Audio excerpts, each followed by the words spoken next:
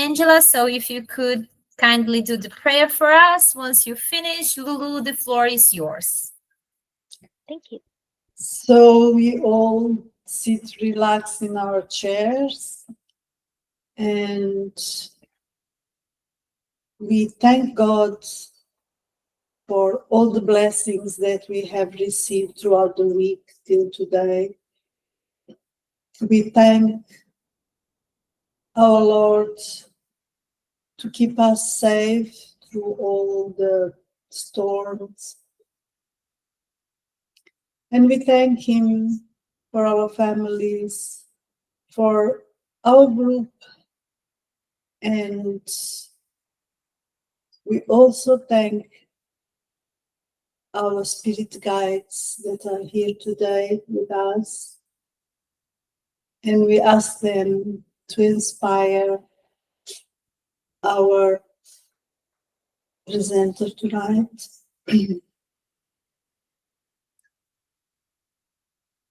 We ask for blessings for our class today, and that all our learnings really make sense and become our day-to-day dealings, thinkings, putting everything in action around us. We thank God, we thank our spirit guides, and be it.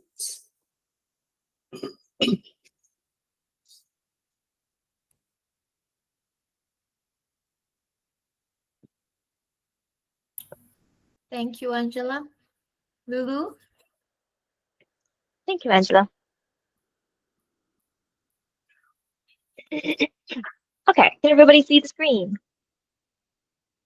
I cannot see you, so I require verbal confirmation.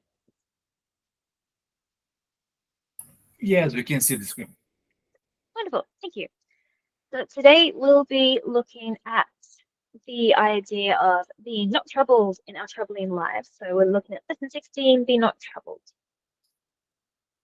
So if we start with looking at the opening quote here, Paul in Romans 7:10 tells us, I found that the very commandment that was intended to bring life actually brought death. So to start off with here, I want you to take 1 minute and see if you can name the 10 commandments. See if you can list them off on your fingers. From memory. Sorry, No cheating. what? See if you can name the 10 commandments. Ah, is to say or just to keep on memory? No, on the Just In my think memory. think about it in your head. See if you can tick them off on your fingers.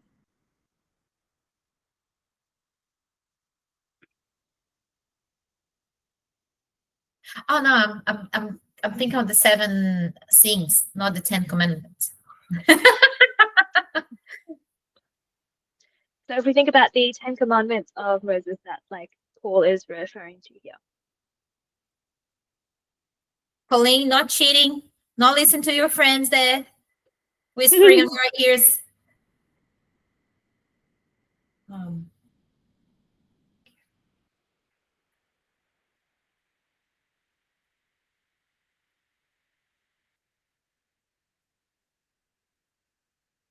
Okay, we'll go there. So let's see. I'm just going to open the screen. Who actually was able to tick off on their hands? Who actually got all 10? Nah. No? Did anybody reach 10? No. I didn't. Scoring the 7 scenes. Lovely. Okay, so 10 commandments we have for us. A good number, but did anybody get them all? No. Okay, so I didn't even get them all. How do you feel with not knowing them all? I'm okay. Yeah? Yeah.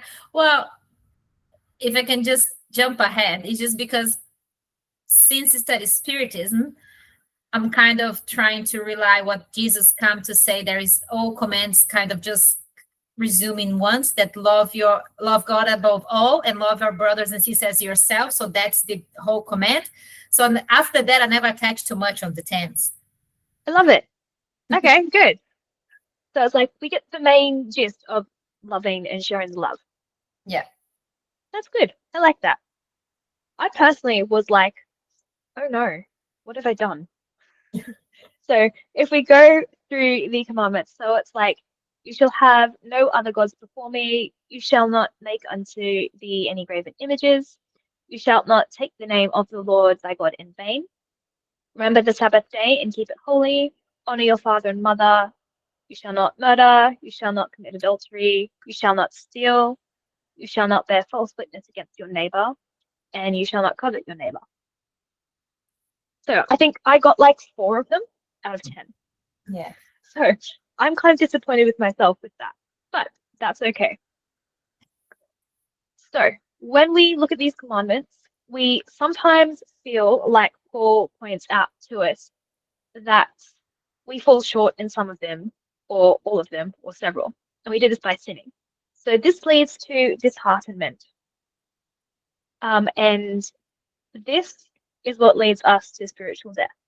So this is kind of part of the idea that he's talking about. It's like you get this disheartenment when you fail to live up completely to like the guidelines, the proper guidelines that have been put down for us. So with something that is intended to bring you proper life, though, instead has the potential to bring spiritual death if interpreted in like a self-loathing kind of way, or like a loss of self-love way, and disappointment in yourself for not being able to live up to these expectations. Does that make sense? Yeah. Yeah. So we have the idea that like sin is death and the commandments show the sin in our lives. So the commandments bring us death. But that's only if we let the ego get in the way. And that's when we think about from a perspective of we are failing to live up to expectations, even though these were the rather severe expectations set in the time of turmoil where Moses was leading the people to freedom, yeah, and trying to establish a good sense of control. And for that to happen, you needed to have firm boundaries set. But when we try to think of, okay, we might not get them all, that's okay, because we're not yet perfect, right? And so we're allowed to fail, and we will fail. And if we accept that from a non-egoical point of view, it's okay, isn't it? What do you think? Is it okay if we fall short of adhering to the commandments? I believe so. We're all learning, and that's the whole idea, is just to be able to reach that and fulfill those commandments, I would say. So yeah, I think it's just a journey. Yeah. Does anybody have anything they want to add to that? Yeah, Colleen. Thank you for. Can I say thank you? Can I say Paul was very often talking about the ego himself, and so where there is life saving, so for example with the 10 Commandments, the commandments give us an opening to find our connection to God. And when we find ourselves falling short, this is where often we will die with our egos, because we are under the impression that we are doing it off our own steam. And this is where Christ says, you will find joy and peace when you release the need to control your actions and your thoughts. If you open up to me, and I will lift you high. It is in that sense of freedom in Christ, I sense that Paul is speaking here. Yes, yes. We die in the ego. We die because we know that we can't do it alone, but we are risen just as Christ is risen, because he rises with us. He lifts us high. He carries us. Yes, yes, yes. Excellent point. Thank you, Colleen. Because this is what Paul writes about a lot in a lot of his writing, is the idea of breaking down and then building up. And so I think we can look at his interpretation, his quote there, from that same perspective. Okay, if we read through today's lesson, so 16, be not troubled. If we ask the opinion of the grain of wheat about the mill, it would naturally respond that the mill is where it finds the torture, which causes it to suffer and distress. Yet that is the place from which the wheat goes out for the glory of the bread and the subsistence of the world. If we inquired the wood concerning the saw, the instrument for cutting trees, it would inform us that it finds in the saw its tormentor of all the moments, which tears its innards apart. Still, under the sponsorship of the alleged executioner, it becomes delicate and useful, serving in increasingly noble activities. If we consult the stone, alluding to the chisel, it will certainly explain that it has in the instrument the detestable persecutor of its tranquillity, that it hurts it day and night mercilessly, though it is from these blows that the stone will be higher and higher, perfected and brilliant to the earthly treasures. So is the soul, so is the fight. Louise, sorry, Louise, can we interrupt? Do you have the text on the screen? No, I'm just reading. Okay, no worries. Sorry. Oh, good, thank you, appreciated. So let us ask the opinion of a man concerning the flesh, and he will say perhaps 1,000 improprieties. If we listen to him speaking about the pain, we will probably hear nonsense words.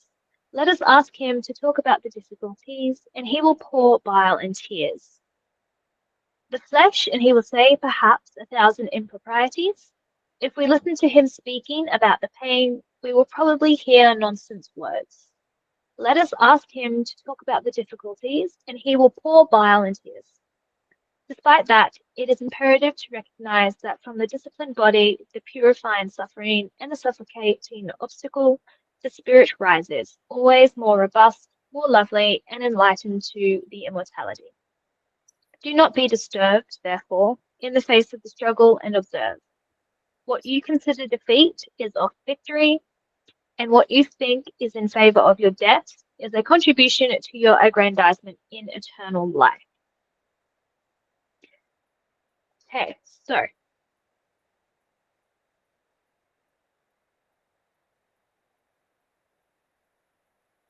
there is a lot to unpack here. So let's go through it. So with Be Not Troubled, we can see that part of the main message is that through struggle, we build connections, we build stamina and experience that helps build us into a better version of ourselves. The challenges give us experiences to let us learn about suffering, about right and wrong, about good and bad choices. These challenges can be provided through suffering. So, why are we given hardships? Are they good or bad? Are they for progress or punishment? What do you guys think? Well, based on what we learned and Spiritism came to console us, it's not about good or bad or punishment. It's about just like learning experience. And of course, sometimes they are hard, but they are just pretty much the consequences of the choices that we make, not necessarily to make a punishment toward us, but it's just like, you know, you have to pick up where you left. So if you make a choice, you're going to have a consequence, and therefore you're going to have to deal with that. The same way as kids, when they do something tricky, like bad in a sense, when a kid misbehave, the parent's not going to punish them on a sense that because they want them to suffer, but it's in a sense of to show him, look, this is the consequence of your actions. You need to think about these. How about you apologize? How about you review what you have done? How about we learn from that? So it's on that sense. So when we go to trouble, I believe most of the time it's just like part of the experience that we put ourselves to this incarnation, on a sense of choices that we make in the past, and also the people that we choose to come with. So that's part of, of our individual progress, but also the collectivity that I was born in, so we can progress, learn together. I like that. So in a sense, yeah, for progression more so than punishment. Thank you, Dai. And in that sense, you could see them as being good. It is good. I'm not saying that when I'm going through them, I recognize them like that. In the moment, maybe we don't see them as I might good. complain. In a moment, I might whinge about it. But that's the goal, Try to understand as a learning. Yes, indeed. Yes. Yeah, to understand it as a learning experience. Thank you. Okay, so as Dai very helpfully pointed out to us, we have Spiritism's interpretation of suffering. So we have there being different types, that being mental and physical. The mental is usually about emotional turmoil, and then the physical, we would get it being more self-inflicted or something that you were born with. So the physical can include things like pain, bodily conditions as well. With the self-inflicted side of it, it's where we learn that we've done wrong in this life and now we have to correct the wrong. For example, you can get the idea of like illness developing. So if you get like stomach cancer from a choice to engage with like a poor diet and lifestyle of like bad nutrition and doing things that are harmful to your body, and you then have like the further choice not to fix the problem in its early stages of like warning signs that you get through like stomach pains and bodily irritations. And that would mean that the problem would then develop. So that's kind of like it being self-inflicted. The problem develops then. So then you have to both fix the problem long-term through more drastic measures, and then keep to the better lifestyle choices that you should have made in the first place anyway. So it's like you're learning the lesson, you just learned it with a bit more suffering along the way. Then we have this idea of you being born with the physical suffering as well. So the gospel, according to Spiritism, points out to us that you may have a lesson to learn in this life, or you may have wronged in a related way in a past life in relation to the physical suffering you're enduring now. And it's a way of learning that lesson. So one example for this could be that you weren't making full use of your strength and sound body in a previous life, and you could have done that by being lazy and unmotivated, to show like a lack of care for yourself. So you're then presented with like a condition in this life that will develop to weaken the body so that you have to struggle harder in order to fulfill your desired tasks in this life, or you are longing for a body in this life that works in the way that you want it to do the things you want to do. So in this way, you learn the soul lesson to like appreciate a soundly working body and to make full use of all of the gifts that you're given. We also get the purposes of suffering pointed out to us. So usually they are a consequence of a material existence and they're a tool for gaining experience. So this is to build talents of empathy, of kindness, love, stamina, perseverance, and showing commitment as well. Suffering can also be useful for personal and spiritual growth. So that's to correct past mistakes in a previous life or even in this life. It also will prompt deeper connection with the divine as well. So this is the idea that you seek comfort in God in this spiritual when everything else is stripped away from you. We also get this idea of like a universal shared suffering as well, giving us like a deeper connection with the people around us.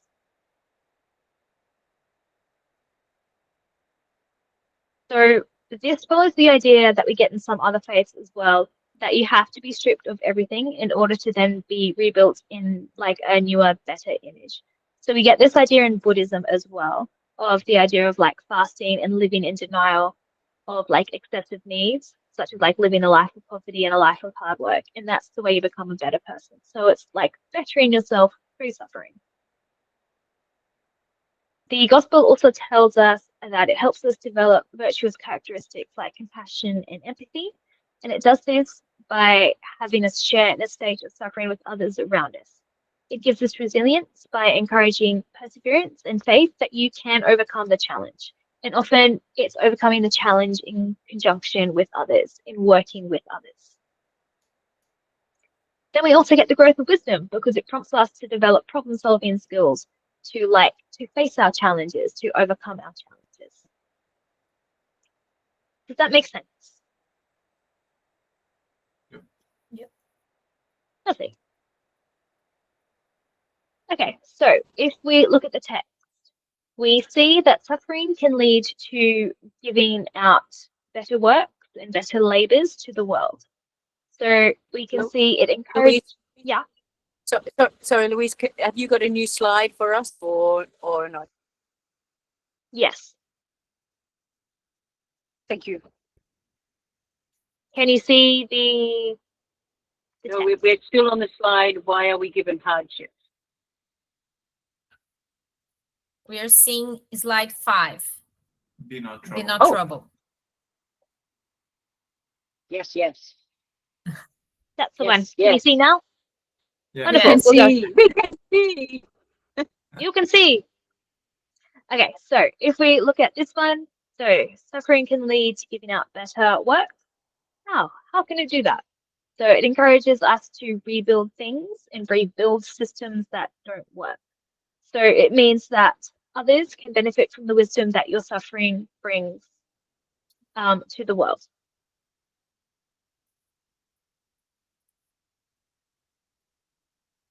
Then we have, again, the idea that suffering breaks us down, then rebuilds us. So we can be built back up after we're broken down to serve a better purpose.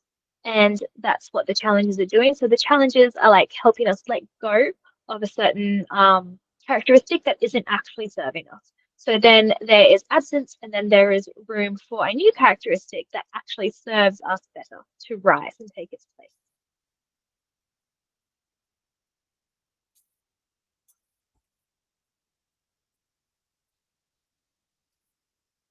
Okay, so in the same way as well, like we can be beaten down and we can be drawn to our limits until we learn to let go of that which actually does cause us trouble. And so we learn to fight forwards for that which is positive and uplifting. And we can do that for those around us and for ourselves as well. So it isn't always just helping us, it's also helping other people at the same time.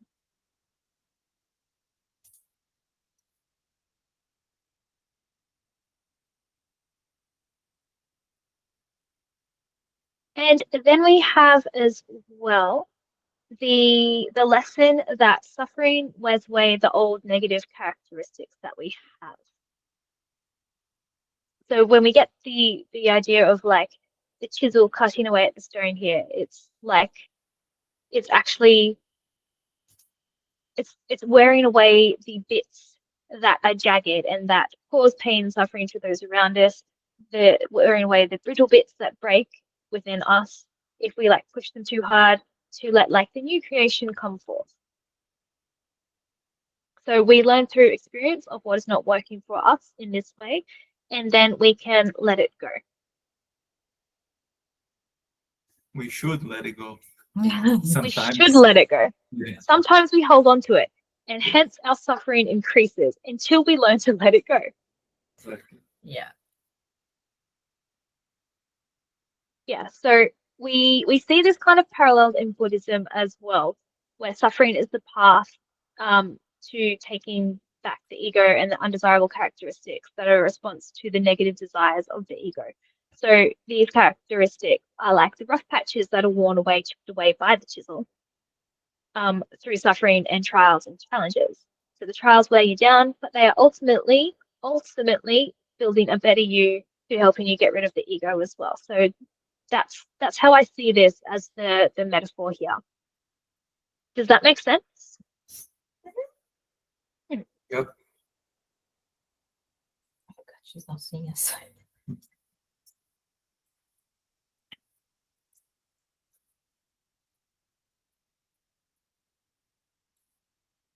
Okay. So I would like you to just take like a second to think. Is there a time when you suffered? I think we can all say yes to an extent, right? Yeah. Yeah. So I want you to think, like, what did you suffer? What did you learn from it? And did you let it go? You don't have to share, but just think. What did you suffer? What was it teaching you? And did you let it go? Or have you still held on to it and it's still hanging around now?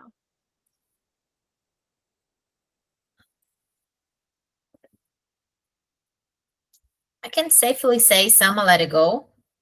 Some of them I understand why happened now. In theory, I understand the whole shenanigans of let it go, don't belong to you. In saying that, when I really deep think, I still feel there is there, even though in theory, I understand the whole concept of it, you know?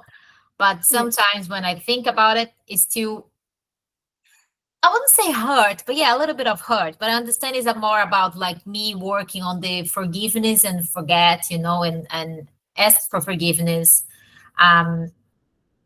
give forgiveness as well. But yeah, but it's a process. And honestly, I try not to dwell too much on it. When I get myself think about it, I think it's great because at least now I'm thinking about it and revisit and like, you know, working on it. While maybe 10 years ago, I was not even considering to even trying to understand the situation. So I consider that a progress for me for few things in my life. So now I try not to really make that define me or really like, you know, how am I gonna say that? Like, oh my God, I'm still thinking about that. No, I'm just thinking it's about it. It's a process, you know, it's part of who I am. Give me the wisdom that I have today, and it's okay. Like, it will happen when I really let it go. But I still think it's a work in progress. So, and that's fine too. Yeah, exactly. Like that's the part of the point of living this life, living through the challenges, isn't it? Yeah. It's to progress through it. It's to work through it. Mm-hmm. Yeah. Has anybody managed to actually let go of any of their suffering yet? You don't have to like tell me what it is, but like, does anybody think they've successfully been able to like let go of something which didn't serve them? Yeah, some of them, yeah. But how about you? I'm not sure. There are some things that happened that I would say I forgot about it. But if something reminds me of it, I'm still not sure how I feel about it. I think I've went through it, but yeah, I'm not sure. I like the idea of you can be reminded of it and then you can reflect on it. Reflect on like what you've learned from it. And so in that way it's like you've had that experience and you can then apply it to like more current situations in your life. Yeah. So in that way it's beneficial, isn't it? Yes, it is. Ultimately. And also we change every day, so every time that you revisit that, you are a different person that you were when you last thought about it. So yeah, I think the outcome might be the same or it can change slightly, and I think you will reach a point where you can really let it go, or that thing doesn't matter for you anymore. Yeah, and also you got the wisdom to like reflect on things that maybe 2 years ago you didn't even consider it, and now because we went through other experience, now we can consider other points of the situation we went through.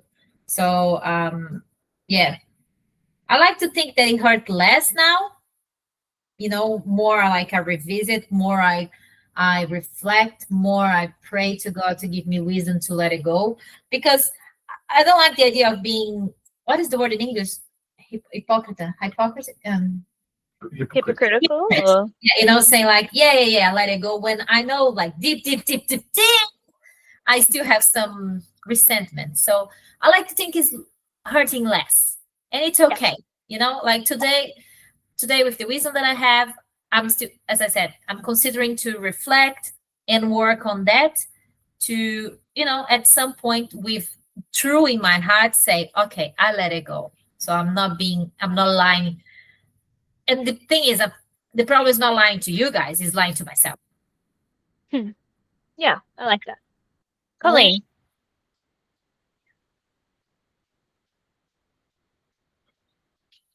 We get it.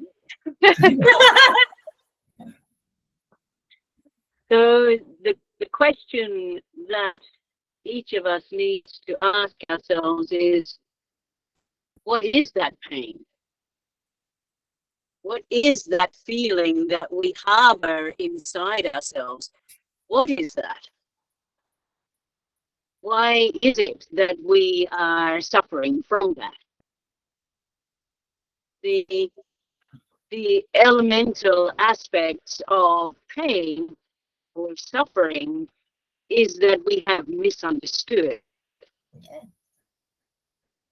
I can clearly tell you that it's my ego, is the idea that I didn't deserve it. So the idea of denial of a lesson deserved. Yeah, go, Colleen. Yes. So sorry. Yes. But what is it in the ego that, and this is the nitpicky stuff, isn't it?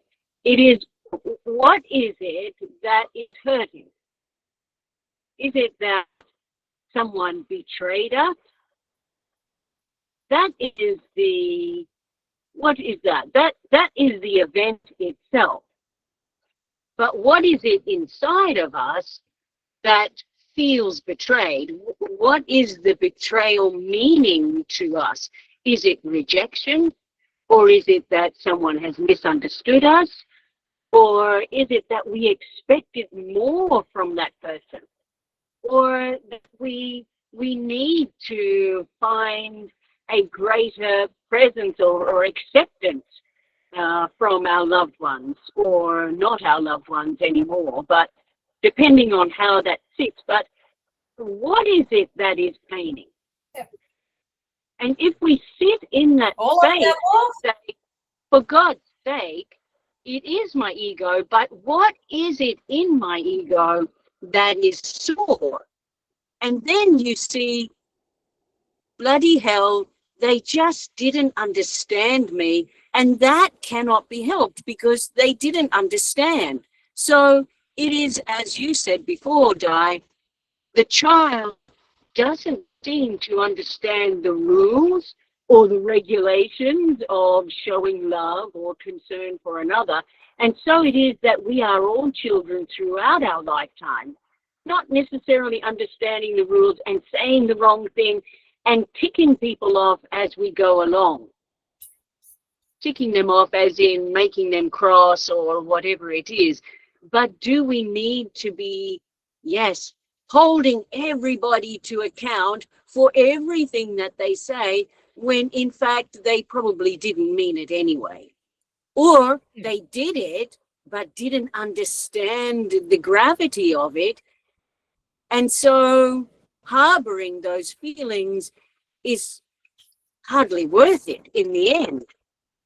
But it has given us a great gift because we have come through it to a point where we've gone, I don't need to carry this stone any longer. They didn't understand it, and maybe they never will, but this is the gift that we have with Spiritism, is that we know that the Spirit will continue to live and learn.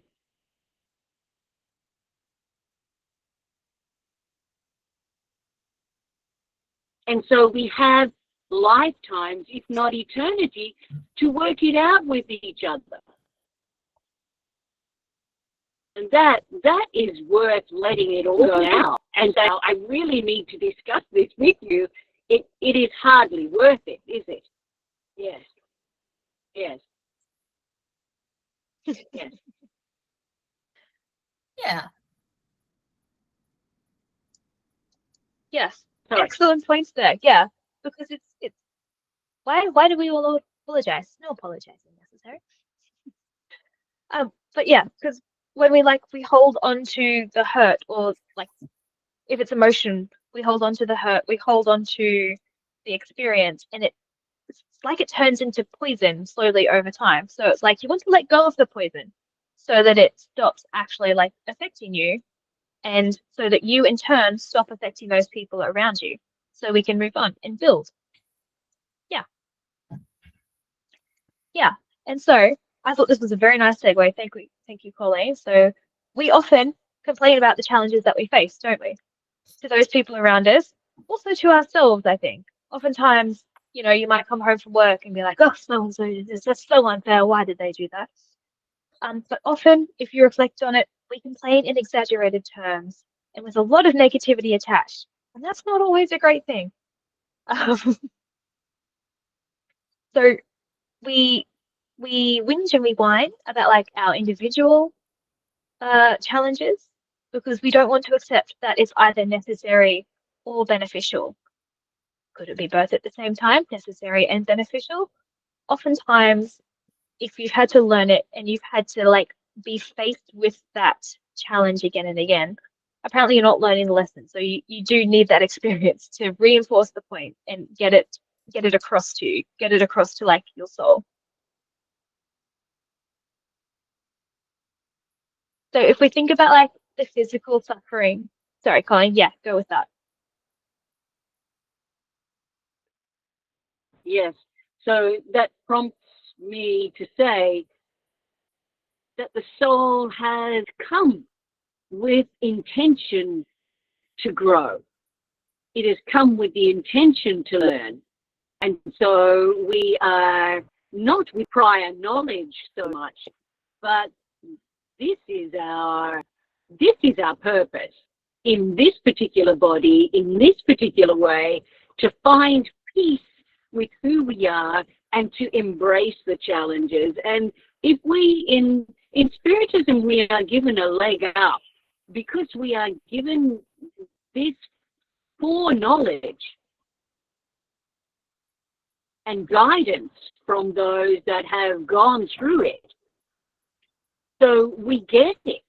And so each of the challenges, it may not be getting easier, but it allows us to reflect sooner rather than later, and to allow for the blessings to rain down upon us rather than, yes, pain and suffering. Yes, this is, yes, we are told over and over through many of the texts, but we know it in ourselves that the experience in this way allows us to become greater. Yes, as per the agreement that we have made. Yes. Yes. Yeah.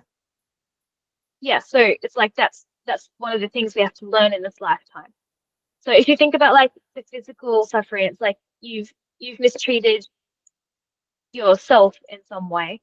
So now you have to like stop mistreating it, and you have to stop doing the wrong thing, in whatever form that takes, in order for the suffering to cease, and it will cease over time. And so like when the suffering ceases, it means like the lesson is learned. And you can look at it from that same sense from Spiritism's mental suffering as well. So like often we hold onto emotions, but those emotions are injuring us. And we also need to consider here about like complaining to those people around us. Are we just directing that inside, or are we directing it outside as well? Like who are we harming with that negativity? So it's like it can influence those around us as well as ourselves.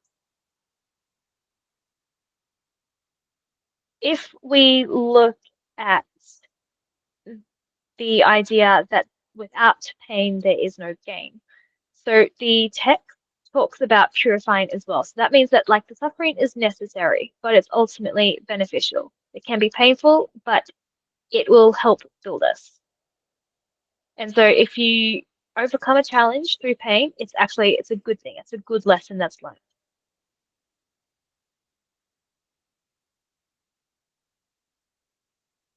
Okay, what I would like us to do just for a minute is I want you to brainstorm some of the main things that you suffer currently. They can be physical, they can be mental, emotional, personal, interpersonal, global, at home, at work. Choose some of them. Choose maybe like the top 3. You don't have to say what they are, just think about it in your head if you like. What are the lessons that you are learning? And how do you feel about that? About learning those lessons or about those experiences?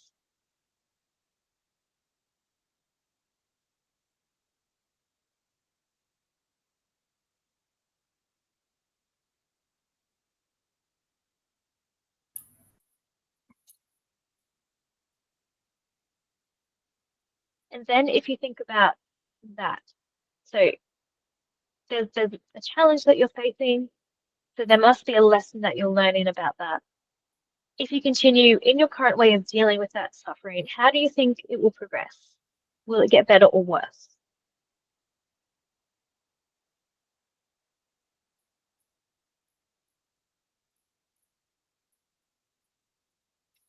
Angela, yeah?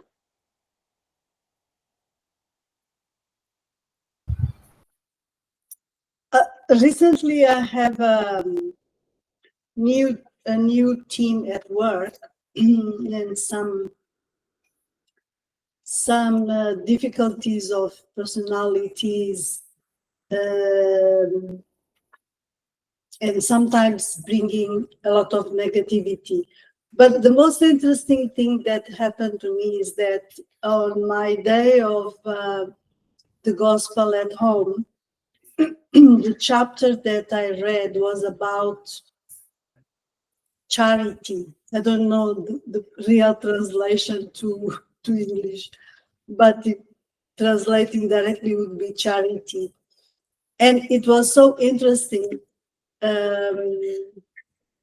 the explanation about what is charity, that anyone can do. And then start describing things like charity is to be patient. Charity is to listen to the other person. Charity is to forgive. It was so interesting how everything becomes then easy. There is nothing difficult to overcome if we can rely on these teachings and try to put them to put in action. Not always we can see. How many times I read the gospel, but every time I find something that is answering to my problem at that moment. So it was very, very interesting to me to think, oh, it is so easy. I need to be patient. I need to listen to that person. I need to let her talk and just put love on that in these new relationships. So just to say that it takes time for us to really grasp these concepts and try to put them in practice. It's not easy. It takes sometimes so many years because for so many years I read the same gospel, but every we find in Something new. something new, something that really calls to us at that moment. Yeah, So yeah. It's like we suffer sometimes. I'm thinking about this example. If I say that I was suffering, it's because I was not understanding that actually it's not any suffering. This is a situation, is another person that is also in the learning curve, and I should just give that space and take my ego away. So this, yeah, it is just like a training, a life training for us to put in practice these concepts. Yeah. And then whatever we call suffering, we will understand that, wow, I can look at this in another way. Yeah. And thank you, Angela. That's like a fantastic way to bring that in, because with what you just said there at the end, like with time, you can look at it from another way. And oftentimes we find that like we can benefit if we ask advice from elders, right? From our grandparents, from our great grandparents, from our aunties and uncles, because obviously they're a generation older than us. So they've been able to go through these experiences and learn these lessons themselves. And they have advice that we can like take into consideration to help us ourselves. So it's the idea of like they've learned those lessons. We're also learning similar lessons, so we can connect with the people around us to see how they have gone through their lessons as well. Yeah. And then like every time you have a gospel like this, you have guidebook, you have guidelines. We have the 10 Commandments, right? We always have them to fall back on. And then with each time we experience something new, we can interpret those in a different way. We can learn a deeper meaning behind those commandments, behind those lessons as well.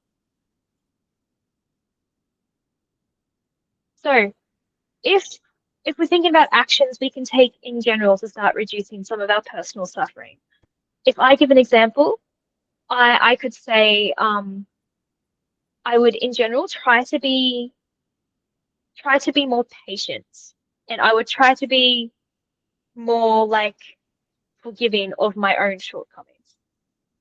And I feel like that would help me at work with like interpersonal things, and it would help me with learning new things, because I'm currently going through a situation where I'm learning a new role at work.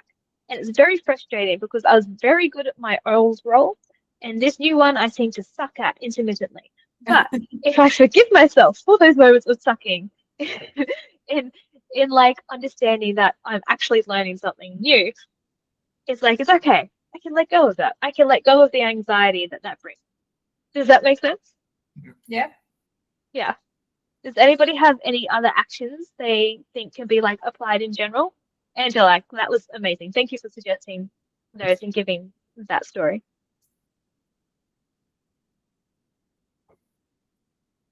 I gave already my examples. Yes. So You've given a lot of examples back.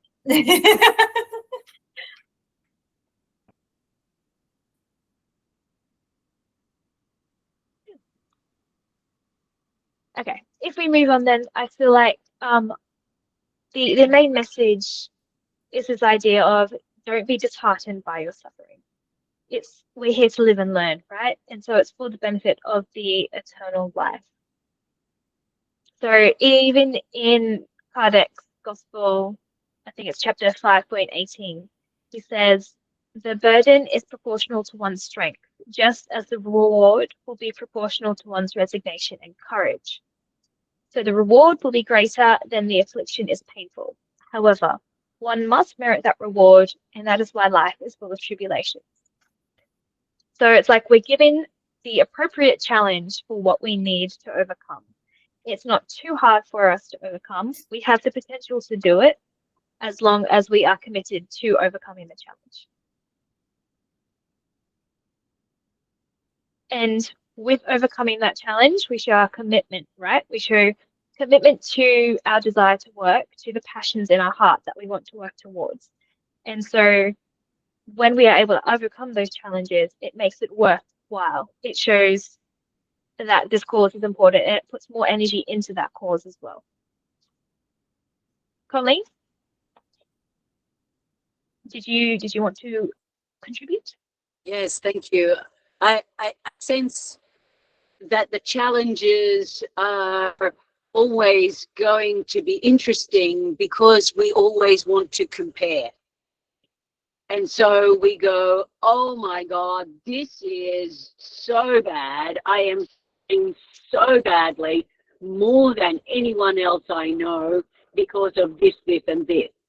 And so we kind of kid ourselves because we think that this is insurmountable or so much because no one else seems to be suffering as bad as we are. And when we sit gently in that pain, we do recognize that there is capacity within us to work with it and through it.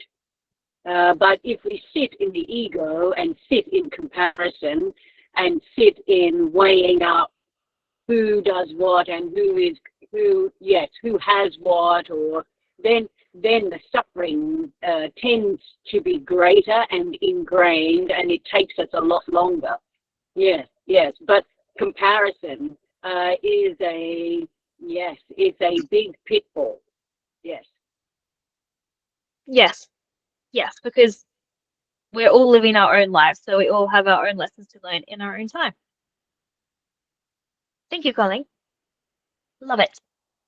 Okay, so if we consider the closing advice from both Paul and the text as well, we can see that we need to surrender our misperceptions of control. So we don't always have control over things. We don't always have control in a conscious sense of the lessons that we're learning. But we do need to accept that we're learning the lessons anyway. We might as well just go with the flow to learn them. So we need to acknowledge that we're not perfect and acknowledge that persevering through the challenges, through the suffering, and persevering through fixing the way we're reacting to them will help us grow according to God's guidance, according to the commandments that Paul is talking about. So the idea that, and we get this in the Taoist philosophy as well by Lao Tzu, the idea that if you go with the flow, if you let go of standing steadfast against obstacles, you can make more progress. So this here is one of my favorite quotes of the Tao Te Ching, which is a Taoist philosophy. So it's similar to the concept that we're learning in this lesson. So Lao Tzu tells us, fill your bowl to the brim and it will spill. Keep sharpening your knife and it will blunt. Chase after money and security and your heart will never unclench. Care about people's approval and you will be their prisoner. And he ends by saying, do your work, then step back, the only path to serenity. So he talks about the paradox of trying too hard to achieve certain things in your life, and that thus brings about the exact opposite thing that you want to happen. So we have here the idea, don't try too hard to flee from the challenges, but work with them, work in conjunction with them. In that sense, you will find serenity by letting go of the challenges. So this is a lesson that we have here. So be not troubled, let go of that which causes you suffering, and you will have learnt the lesson. Does anybody have any closing remarks with that? No, I think it's a beautiful sentence.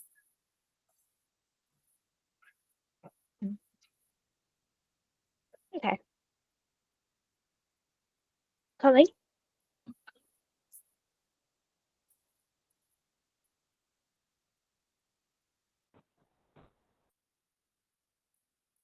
So the only thing I can say is thank you, Louise. It is brilliant. The only point I would ask us all to refrain from using is that to acknowledge that you are not perfect. Perfection is that which comes when one is complete. And this lifetime is not restricted to this lifetime. It is continuing. Our soul's journey is journeying towards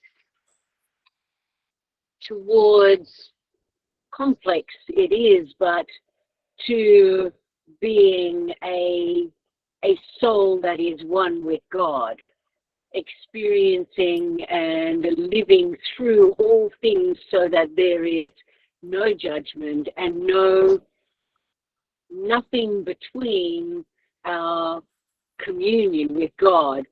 But at this moment, because we are in the building stage, there is no room to say perfection. Perfection doesn't make any sense, but we are, as we are needing to be right now, we are perfect. Because without us building the blocks, which we have built, coming to this point, we are all that we need to be. And removes and releases us from a lot of suffering, a lot of pain, and a lot of excuses as well. We are perfect at this moment, and in the next, because we have studied, because we are building those blocks, we will be perfect in the next. Because we are progressing always, we are building always, we are perfecting. Yes, yes. So, yes, let's not use it because it doesn't help us, and we only use it as an excuse. Yes, yes. Thank you, Louise. Brilliant. Thank you all. Thank you all for listening and contributing and discussing with me. I appreciate it a lot. That's all I have to teach today, to share today. So I was wondering if we wanted to do a prayer. Yeah, A prayer where we can. amazing. And also, thank you so much. That's your first, first time helping guide this study. So thank you so much. Appreciate you stepping up and being part of the group. And as Colleen was saying, and Yvonne, it's perfect. In a sense, we're all here to learn and to share. And together we keep walking as the very very wise person that we all know as Dory. Just keep swimming, as Finding Nemo. So thank you so much to keep swimming with us and helping us and do this tonight for us. It will be great. We would love to have you more. Angela as well, if you want to put your hands up one day, so it would be great. So we always have different perspectives, different point of views. And so, yeah, thank you so much. Thanks for your time and dedication to this night. Thank you for contributing. Thank you for meeting and being and discussing. Thank you for the wisdom. No, thank you. Tonight is about you. So, yeah, if you could guide our final prayer, you feel comfortable for that so we can finish the night, please? Lovely. Okay. If we breathe in, we can breathe out and let go of our anxieties and worries and troubles. Dear God, we thank you for our opportunity to come together tonight. We come to you with open hearts and open minds. We thank you for the opportunity to learn, for the opportunity to share our wisdom, for the opportunity to share our experiences and stories and come together to problem solve. We thank you for the experiences we have, for the fear, for the anxiety. We thank you for all of these emotions we get to have, all of these physical experiences we get to have. And we thank you for your presence, for your being beside us as we go through our challenges. Thank you for all of the support we have as we go through our trials. Thank you for the friends and the family, the advice from our loved ones, the advice from the spirits who work with us as well. We thank you for knowing that we are not alone. Thank you for the blessing of having people around us and people connected to us who uplift us in spirit and help us make it through these trials. Thank you for the lessons learned. Thank you for the privilege of being able to let go of that which we know holds us back and to be able to grow in accordance with your desires, with your plans. With much love. Amen. Thank you. Thank you all. Thank you for being here tonight in spirit and body and everything. We still have a few more weeks to go, probably like another 3 weeks, and then we're gonna be in Christmas shutdown so we can enjoy time with family and friends, but we're gonna keep you updated, okay? I will be conducting next week, so please stay tuned and talk soon. Bye. Thank you. Bye. Bye. Good night. Bye. Thank you. Thank you. Bye. Thanks, Louise. Bye.